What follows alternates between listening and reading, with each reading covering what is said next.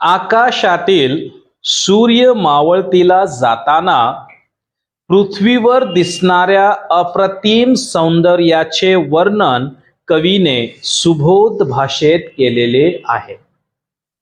इस कविता में ये कहा जाता है कि शाम का वक्त जब सूरज ढलता है तो आसमान में और बाकी और जगह जो खूबसूरती दिखाई देती है, बस वही खूबसूरती को इस कविता के अंदर कवि ने बहुत ही प्यारे अंदाज में बयान किया है। सायंकाळची शोभा ये हमारे इस मराठी के सिलेबस में, अभ्यासक्रम में ये 8वीं कविता है। कवि हमें यहां कहते हैं कि मैंने जो धूप देखी, यानी धूप मराठी में ऊन, वो धूप पिवली थी, वो धूप तांबूस थी और वो धूप कोवली थी। वो जो सूरज धीरे धीरे नीचे जा रहा था, उसकी हल्की धूप सब तरफ फैल गई थी और उसी जगह मैंने देखा कि वो धूप जैसे मानो हर तरफ पीली और तांबूस जैसे फैली हुई है, यानी मानो जैसे सुनहरी धूप फैली हुई है, चारों तरफ फैली हुई है। और वहां मैंने देखा कि एक छोटा सा नाला या ओढ़ा जिसे बोलते हैं वो बह रहा है, लेकिन कवि कहते हैं मैंने महसूस किया कि वो ओढ़ा जिस तरह से धूप उस पे आई थी, ऐसा महसूस हो रहा था कि वो पानी नहीं तो सोना बह रहा है और वो ओढ़ा जो है काफी दूर तक बह के जा रहा है। और कवि कहते हैं ऐसा लग रहा है कि ये सोना वाहुन नहीं दूर, ये सोना जो है वो बहुत दूर बहाकर लेके जा रहा है, ये छोटा सा ओढ़ा या छोटी नहर। कवि फिर आगे कहते हैं झाडांनी किती मुकुट घातले। अब यहां झाड़ जो है उन्होंने क्या किया है, कवि कहते मुझको महसूस हुआ, मैंने अपनी शायराना अंदाज में देखा तो मुझे महसूस हुआ कि इन दरख्तों ने अपने सरों के ऊपर क्या कहा है, सरों के ऊपर डोकीस कहा है। डोकीस का मतलब सर, अपने सरों के ऊपर उन्होंने क्या पहना है, मुकुट घातले। क्या पहना है उन्होंने, मुकुट घातले। और ये मुकुट जो है किस मतलब कैसे महसूस हो रहे हैं, सोनेरी, सोनेरी यानी सोने के बने हुए मुकुट जैसे महसूस।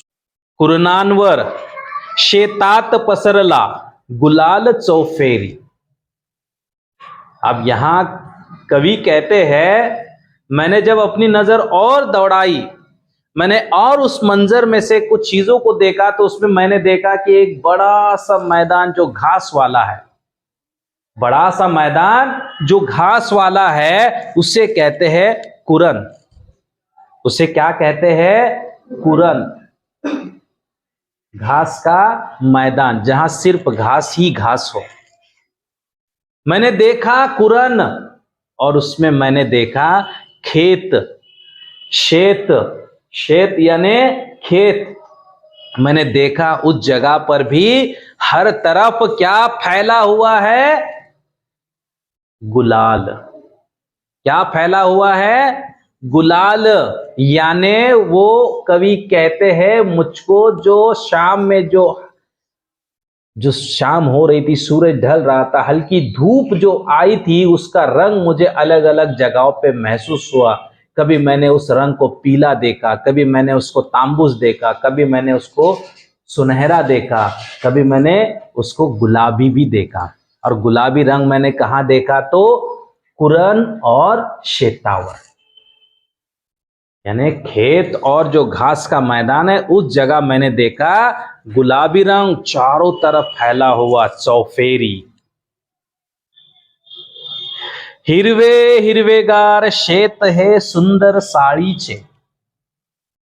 अब वो कवि कह रहे कि मैं कहां अब बैठा हूं, वो तो खेत में ऐसी जगह बैठा हूं जहां से मुझे सब दिख रहा है। और कवि कहते हैं कि मैंने देखा हिरवे हिरवे गार। हिरवे हिरवे गार यानी हरे हरे। और वो क्या देखा मैंने? हरे हरे खेत। क्या देखा मैंने? खेत देखे। मैंने हरे हरे खेत देखे। और वो खेत कौन से थे पता है आपको? वो खेत थे सुंदर साड़ीचे। सुंदर साड़ी। साड़ी साड़ी साड़ी नहीं बोल रहा हूं मैं, साड़ी बोल रहा हूं। साड़ी यानी गेहूं या चावल जो रहता है ना, ऊपर से कुछ हिस्सा ऐसा जहां चावल बनता है ना, या गेहूं। तो ये खेत मैंने देखे और ये खेत मुझको बहुत खूबसूरत लग रहा था। यानी यहां साड़ी यानी जो गेहूं की खेती हम देखते हैं, तो गेहूं जिस तरह से आता है और चावल जिस तरह से आता है, जिस हिस्से में आता है उसको क्या कहते हैं? साड़ी। क्योंकि गेहूं ओपनली हम देख नहीं पाते, उसके ऊपर कवर होता है। उसके ऊपर कवर होता है ना, और वो कवर जो होता है वो साड़ी होती है। तो कवि कहते हैं मैंने देखा खेत जो हरा हरा था, और वो था चावल का, साड़ीचे। और साड़ीचे खेत यानी बड़ा सुंदर दिखता है। यानी आप अगर गेहूं का खेत देखेंगे, चावल का खेत देखेंगे और ऐसे लहराते हुए देखेंगे, पूरा हरा दिखता है और बहुत सुंदर दिखता है। तो कवि यही कहते हैं कि मैंने देखा हिरवे हिरवे गार। मैंने हिरवे हिरवे गार शेत देखा। और शेत में कौन सा अनाज की या कौन सा क्रॉप वहां आया था? साड़ीचे, है ना। यानी मानो एक तरह चावल या गेहूं का खेत। झोके घेत कसे, झोके घेते कसे, चहूकडे हिरवे गालीचे। वाह! कवि ने क्या खूब उसको कहा है कि भाई मैंने जो खेत देखा, जो साड़ी का बहुत सुंदर खेत देखा। अरे देखो तो इसे, वो खेत ऐसे महसूस नहीं हो रहा है हरा हरा है, लेकिन मुझे ऐसा लग रहा है जैसे कि वो कोई हरा गालीचा है। और गालीचा क्या हो रहा है? ऐसे लहरा रहा है। गालीचा क्या हो रहा है? लहरा रहा है। झोंके घेते कसे, देखो देखो कैसे झूल रहा है। झोंके घेते कसे। और गालीचा कहाँ है? और वो कौन झोंके घेते बोल रहा है? वो गालीचा, यानी उस साड़ी के खेत को कवि ने यहां क्या कहा है? गालीचा। हिरवे गालीचे कहा है। सोनेरी, मखमली, रुपेरी पंख कितिकांचे। रंग रंग गिने हैं यहां पर, रंग बताए हैं यहां पर। रंग कह रहे हैं कि सोनेरी, मखमली, रुपेरी पंख कितिकांचे। यानी यहां अब बात आ रही है उन चीजों की, उन जानदार चीजों की जिनके पर है। जिनके क्या है? पर है। अब उनकी बात कर रहे हैं कवि। यानी मैंने सिर्फ झाड़, मैंने मतलब ये खेत, घास वाला हिस्सा यही नहीं, इसके अलावा भी उस हरियाली है, तो वह वहां पर चहल पहल करने वाले पंख वाले जानदार चीजें भी होगी। तो अब कवि वो कहते हैं रंग किती वर तरे तरेचे इंद्रधनुष्याचे। वर देखा यानी आसमान की तरफ उस वक्त देखा। अरे वहां देखा तो क्या, जैसे इंद्रधनुष्य में, इंद्रधनुष्य कैसे आसमान में खिलता है, इंद्रधनुष्य जैसे 7 रंगों से बना होता है। जैसे मैं ऊपर देखा तो देखा कि अलग अलग रंग के परिंदे जो है, जिनके पंख जो है वो सोनेरी है, जिनके पंख मखमली है, जिनके पंख रुपेरी है। ये पंख वाले परिंदे ऊपर आसमान में रंग बिरंगी उड़ रहे, जैसे मानो कि मैं क्या देख रहा हूं आसमान में? इंद्रधनुष, रेनबो देख रहा हूं। अशी अचल फुल पाकरे फुले 40 जणू फुलती। अब परिंदों की तो आसमान में बात हो गई। अब वो कहते हैं कि मैं देखा अचल फुल पाखरे। अचल फुल पाखरे, यानी मैंने देखा कि जो फुल पाखरे यानी तितलियां जो है, फुल पाखरे यानी तितलियां, वो अचल है। अचल यानी हिल ही नहीं रही है, एक जगह पे तितलियां बैठी हुई है। अचल फुल पाखरे फुले साड़ीस। कवि कहते हैं मैंने देखा वो खेत की तरफ, और वो साड़ी खास तौर पे जो चावल का ऊपरी हिस्सा, जो अनाज आता है, जो अनाज निकलता है, जो ऊपर का हिस्सा चावल का या गेहूं का होता है, उस जगह मैंने देखा साड़ी के पास, तो ये तितलियां जो है उस जगह बैठी थी, उस जगह बैठी थी, हिल नहीं रही थी। और उस वक्त ऐसा लगा जैसे मानो वो तितलियां नहीं है, वो मुझे महसूस हुए जैसे फूल बैठे हैं, यानी फूल है, उस साड़ी को फूल लगे हुए हैं। कभी हमने देखा है गेहूं के खेत में, या गेहूं के जो अनाज होता है या चावल का रहता है, तो उसमें कभी फूल लगते हैं? नहीं। लेकिन ये तितलियां बैठी है तो कवि को महसूस होता है मानो जैसे अरे इसके साथ साथ फूल भी दिखाई दिए। लेकिन असल में वो फूल थे क्या? नहीं। तो क्या थे? फूल पाखरे। क्या थे वो? फूल पाखरे। वो फूल पाखरे इतने शांत उस जगह पे बैठे थे, दिख रहा था यार ये तो फूल है, फूल पाखरे नहीं है, ऐसा महसूस हो रहा था। साडीवर झोपली जणू का पाळण्यात झुलती।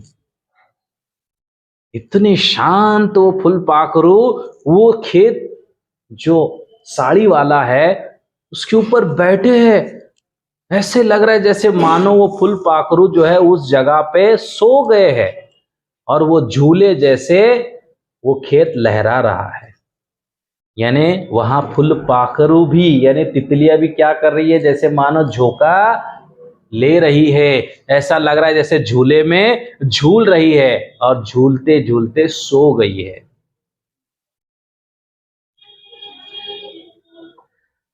झुळकन सुळकन इकडून तिकडे किती दूसरी उड़ती। ये मैंने देखा कुछ तितलियों को, फुलपाखरों को, जो वो बैठे थे, वो हिल ही नहीं रहे थे, ऐसा लग रहा था मानो वो झूले पे जैसे झूल रहे और वो सो गए। लेकिन दूसरे फुलपाखरू को मैंने देखा, तितलियों को मैंने देखा। वो तितलियां कैसे? झुळकन सुळकन इकडून तिकडे तिकडून इकडे, है ना, ऐसे नीचे फिर ऊपर फिर इधर फिर उधर। क्या हो रही है? तितलियां उड़ रही है, और वो अनगिनत तितलियां है। कितनी यानी अनगिनत दूसरी तितलियों को मैंने देखा, और ऐसे लग रहा था जैसे हीरे मानके पाचू फुटुनी पंखाची गरगरती। यानी ऐसा लग रहा था जैसे ये फुलपाखरू नहीं है, ये जैसे कोई वाले हीरे जवाहरात जो रहते हैं ना, ये खजाना है। जैसे कि हीरे यानी मानके यानी मोती यानी पासू, जो कुछ पत्थर रहते हैं चमकीले, वो है। ऐसा लग रहा है जैसे कि वो कलर रंग बिरंगे जो है ना, चमकदार चीजें ऐसे फूट के ये पंख बने हुए हैं उनके। यानी उनके पंख भी कैसे थे? जैसे हीरे जवाहरात चमकते हैं वैसे चमकने वाले, ऐसे लग रहे ऐसे इसे भाग रहे इधर से उधर और सिर्फ चमक रहे हैं। पहा पाखरे चरोनी हात होती झाडावर गोळा। अब जैसे कुछ पाखरों को, परिंदों को देखा कि वो उड़ रहे हैं इधर उधर, लेकिन वो कहते हैं कि अब देखो, पहा पाखरे चरोनी होती झाडावर गोळा। अब हर जगह से पंछी जो अपना दरख्त छोड़ के इधर उधर गए खाना खाकर, अब दिन भर खाना खाए, इधर उधर भटके, खाना जहां मिला खाए, और फिर अब शाम में अपने बसेरे पर, जिस जगह पे जिस झाड़ पे वो रहते, वापस आ रहे हैं। तो कवि कहते देखो देखो, यानी पहा पाखरे चरोनी यानी खा पी के पाखरे यानी परिंदे क्या हो गया? झाड़ावर गोला होती, यानी अब झाड़ पर आके सब बैठ रहे हैं, इकट्ठा हो रहे हैं। कुठे बुडाला पलीकडील तो सोन्याचा गोळा। अभी तो था वहां, लेकिन जब तक मैंने सब चीजों को बता रहा हूं तब तक तो देखा तो सोन्याचा गोळा कहां गायब हो गया। सोन्याचा गोळा यानी वो सूरज, तो वो सूरज कहां गायब हो गया, कहां निकल गया, अभी तक तो था। तो कवि यहां कहते हैं देखो वो सोन्याचा गोळा कहां गायब हो गया। तो ये कविता यहां पर भारा तांबे इन्होंने लिखी है। बड़ी ही प्यारी, बेहतर और बहुत ही खास शब्दों का इस्तेमाल किया हुआ, अल्फाजों का, जुमलों का इस्तेमाल किया। बहुत ही जो अलंकार होते हैं, फिगर्स ऑफ स्पीच होते हैं, उनका बेहतर इस्तेमाल इसके अंदर उन्होंने किया है।